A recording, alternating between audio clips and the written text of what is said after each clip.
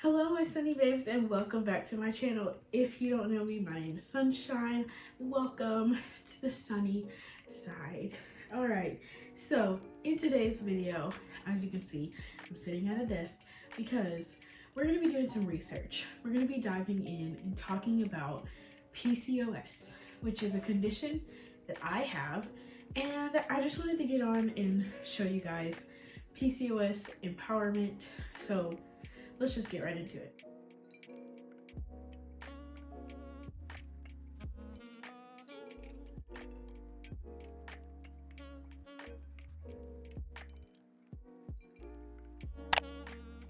So I'm getting all this information from my gynecologist and also 𝓷𝓵𝓵𝓬𝓵.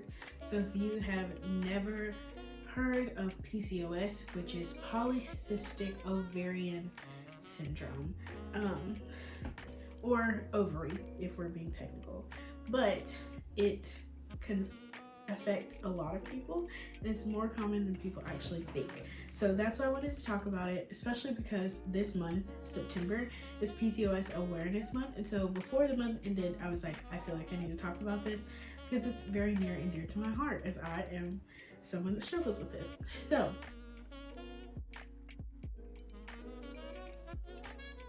people with PCOS produce a lot of male sex hormones that are usually present in women. It basically just means that you have a lot of testosterone that presents in your body, and so that kind of counteracts the estrogen, which causes things like hair growth. You'll see a lot of people with PCOS who usually have a lot more hair than the average woman. It also can cause some people to have very irregular periods. That's more common than anything, is the very irregular periods. So let's talk some more.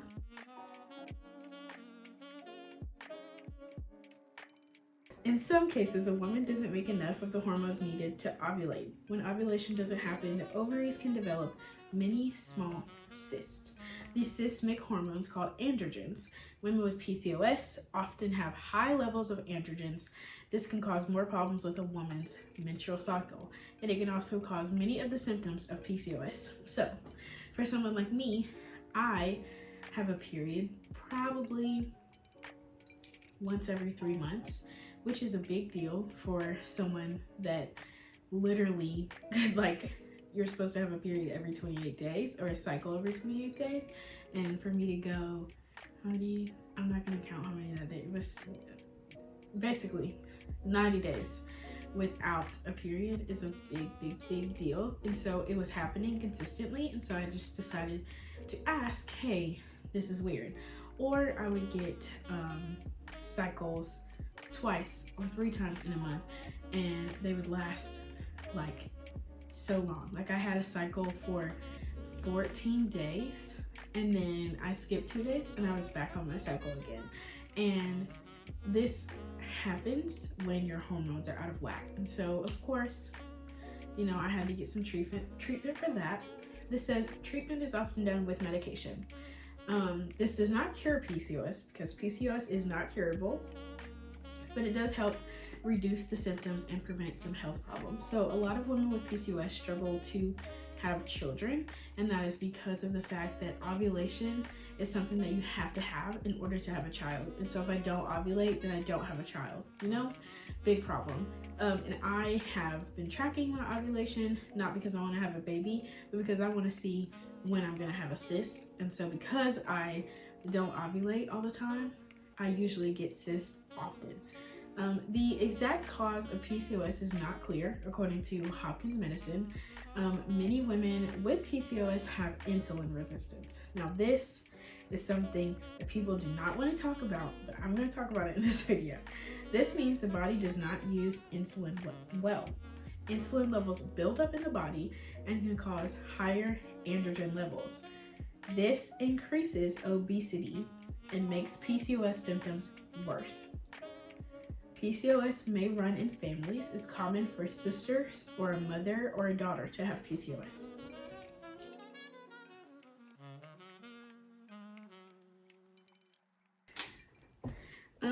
So I don't know if you guys know this. I've kind of formed my entire channel around it, but I am plus size. And I am not going to say that I'm plus size because I have PCOS, but I will say that now I know why I struggle so hard when I was trying to lose weight, because of PCOS. So PCOS is something that a lot of people don't realize they have until much later in life. And PCOS is a condition that literally messes up your levels. And so when you're trying to lose weight, if you don't eat the right foods, then it just causes the insulin to not absorb what you need it to absorb. So say you're eating chicken and veggies every single day. Okay, for the average person, that can help you lose weight pretty instantly. For someone with PCOS, they're going to have a harder time breaking down that insulin from the chicken and veggies. And so that's why you see more people now with PCOS eating on the keto diet. For someone that has tried every diet under the sun, the keto diet is great for those that it works for. But for me, I got super sick, and I was doing it as an experiment because I was told by my nutritionist, which my doctor recommended, that I needed to be on the keto diet. And so I did it for like 3 months. I lost, I would say, like 10 pounds, and that to me was, a significant amount considering I had been working out and like eating well for on and off for like 2 years. But the thing is that if you get sick all the time doing this diet, is it really helping you at all? I think that's my biggest question, is like, how? And then they prescribe you this medication called metformin, which is for people with diabetes. And I don't have diabetes, but I do have PCOS. And more common than not, you will see more people with PCOS be diagnosed with pre-diabetes, and it's because of the insulin levels that occur. You don't need metformin. You just need to balance out your diet. And so I have been eating mostly well, but I'm also practicing intuitive eating. And so intuitive eating means that if I eat basically healthy, and then if I want a burger, I'll go get a burger. And I'm not telling my body I don't want it, because I've just had such a bad relationship with food. I'll get more into that later, but I've had such a bad relationship with food that it's just not good for me to limit myself on what I can and cannot eat. It's just not good. And if you're in the same boat as me and struggling with, body image, then I think that's the best way to do it, is just kind of let your body tell you what it wants. So like today, I wanted something sweet. Instead of being like, no, you don't need something sweet, you should get something healthy, I was like, I'm gonna get something sweet, and then I'm also gonna eat something healthy to balance it out. So also, I guess I will talk about the food situation now. So I got in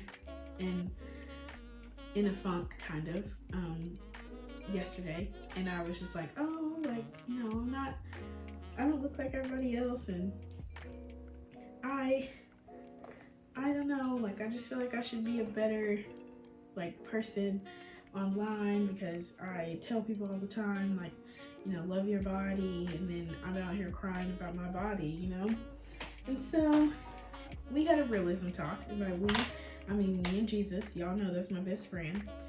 And he let me know that, like, he wouldn't have put me in this situation if I wasn't supposed to be here.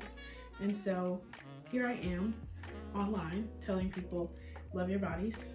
And then I also have to do it for myself. So on that same note, I was scrolling on Instagram today, and I saw, if you guys don't follow her, you should, 𝓗𝓵𝓵𝓸𝓭, I think is how you say her last name, but I will link her down below. her content just breathes life into me every time I see it. And so because of that, I feel like I need to share it. So she posted a picture and just talked about how I'm gonna trigger warning, I'm gonna say the word FAT. So if that triggers you, then maybe click off to another portion of this video. 𝓬𝓵𝓵𝓸 just talked about how fat people can post themselves eating a burger and it is promoting obesity. A skinny woman can do the exact same thing and she will get praised for it. It's adorable. Literally, Kim Kardashian got paid to eat a burger for the Playboy magazine, and it was just, people were loving it, okay? But my thing is, let a plus size woman do that, and they're gonna be like, oh my gosh, how dare she? Or even more, I've gotten comments that say, how dare you post this? You should probably think about losing weight before you talk about loving your body. And I'm like, I'm sorry. I didn't think I asked for your opinion. And even if I did, it definitely wasn't for something like that. So I think that is the biggest takeaway, is people never know like what you have going on. And with PCOS, a lot of women suffer with not being able to lose weight and also not retaining their levels the way they need to. And people walk around every day not knowing they have PCOS.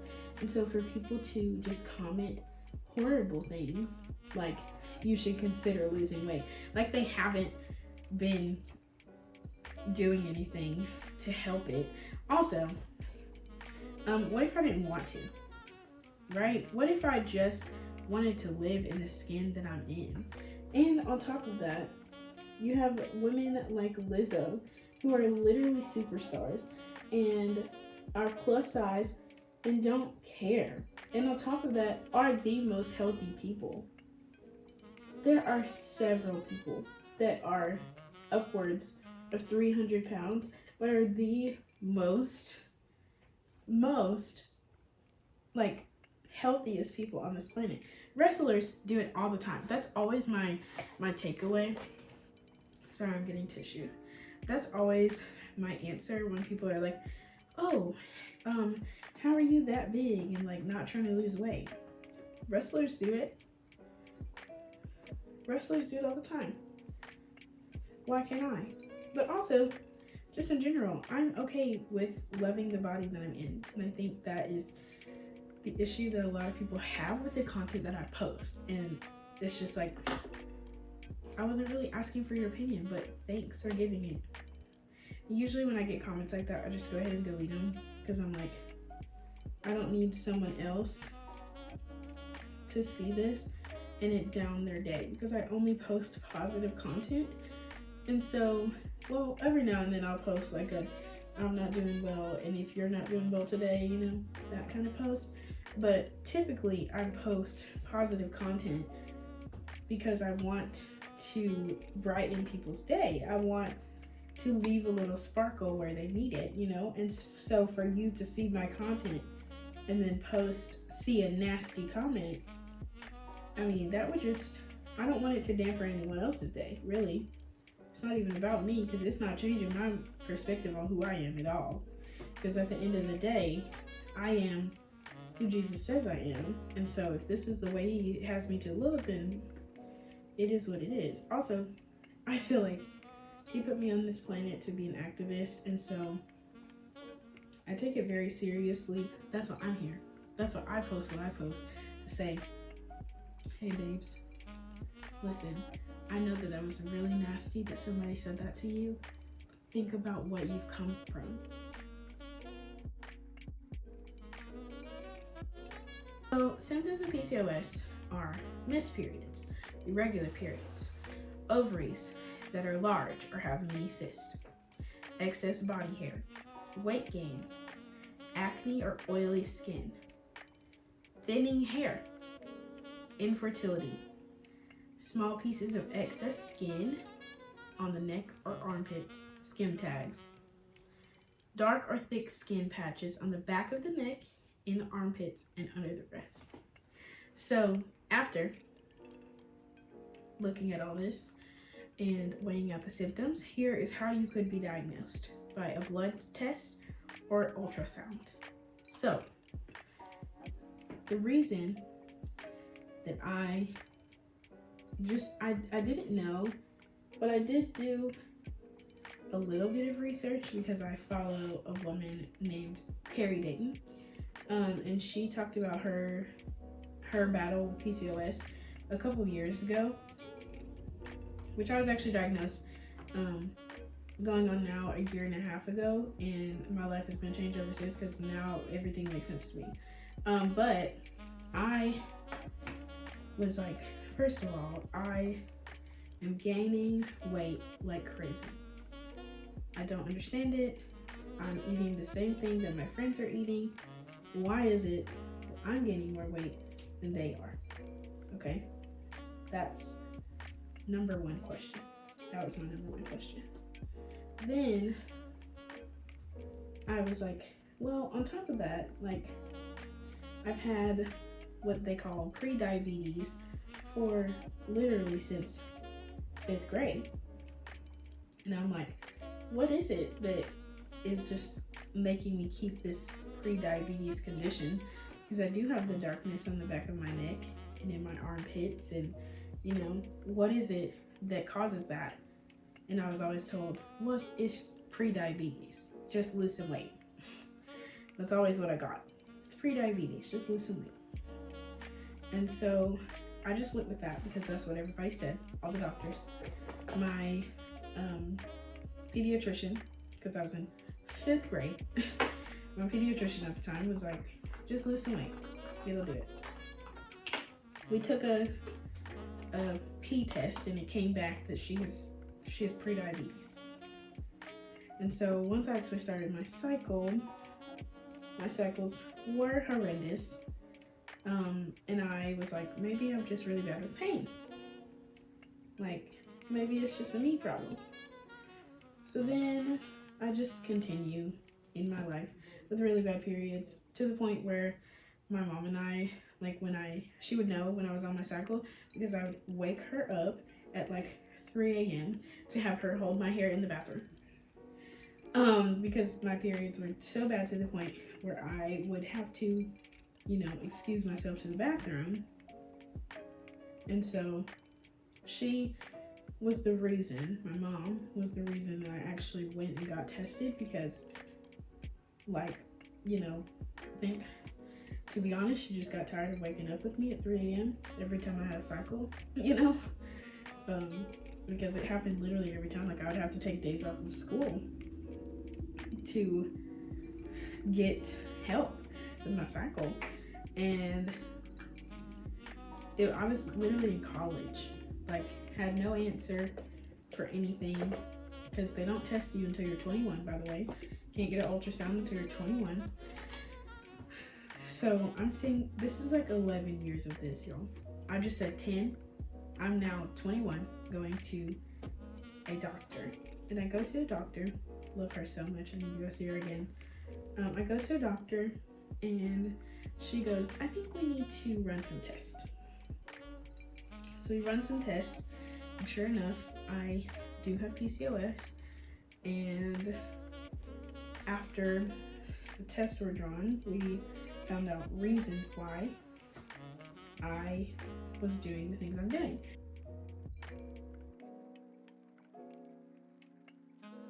For most people that have PCOS, your doctor's gonna tell you, you don't need to eat bread, you don't need to eat starches, stuff like that.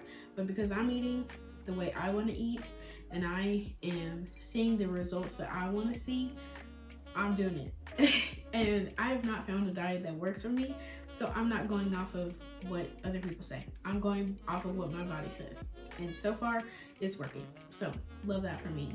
But basically, breakfast, salad and an egg, lunch, didn't happen today, but normally I would do a salad. And then for dinner, I normally do something starchy, and I work out afterwards. So it makes up for the fact that I had something starchy. And I hope that explains further kind of what you're thinking. We can go over recipes in another video because I do a lot of really cool and cute small recipes just for me, because I really like to cook, but I also really like it to be quick and fast when I cook. So I will definitely give you guys some quick recipes.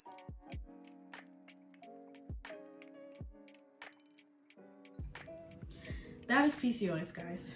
And not only is PCOS so important, but it's also so not talked about. And so I had to do this video to chat with you guys. Let me know how you feel about this makeup look. It was very simple. I just did like a glowy makeup routine, especially because my skin is just messing with me lately. And so I've been trying to clean it and do better.